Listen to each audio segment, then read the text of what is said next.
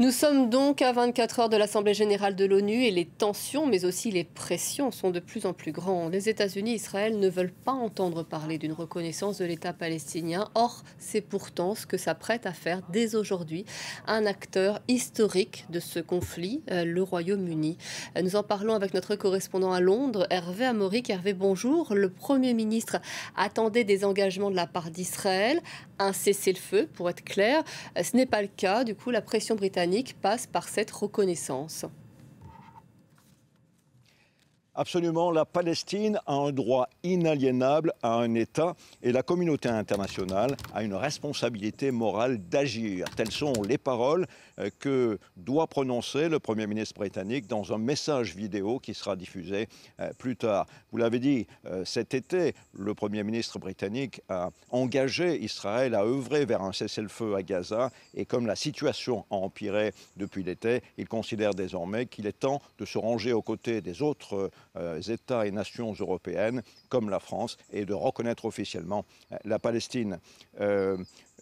En fait, cette nouvelle position est en rupture avec la position de Donald Trump, le président américain qui était ici au Royaume-Uni en visite officielle cette semaine.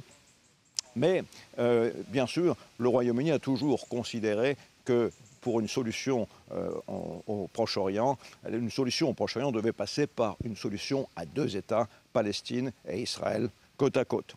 En revanche, c'est une annonce qui est fort symbolique venant du premier pays qui avait envisagé l'idée d'un État israélien en Palestine pour le peuple juif, et cela pendant la Première Guerre mondiale. Hervé, comment cet engagement est-il perçu par les Britanniques ?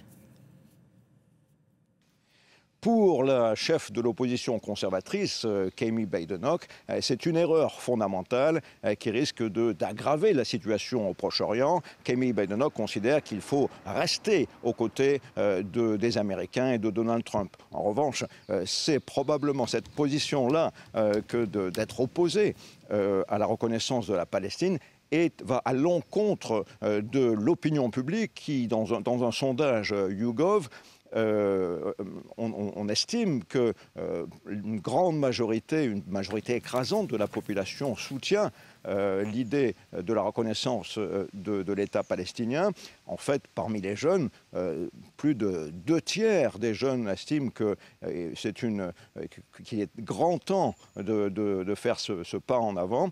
Et ce qui est important pour le Premier ministre britannique, c'est qu'au sein de son parti travailliste, qui va se réunir en congrès dans 2 semaines, plus des 2/3 des membres du parti considèrent qu'il est en effet grand temps de reconnaître la Palestine. Par conséquent, c'est une décision que le Premier ministre britannique n'avait fort peu d'autre choix que de prendre.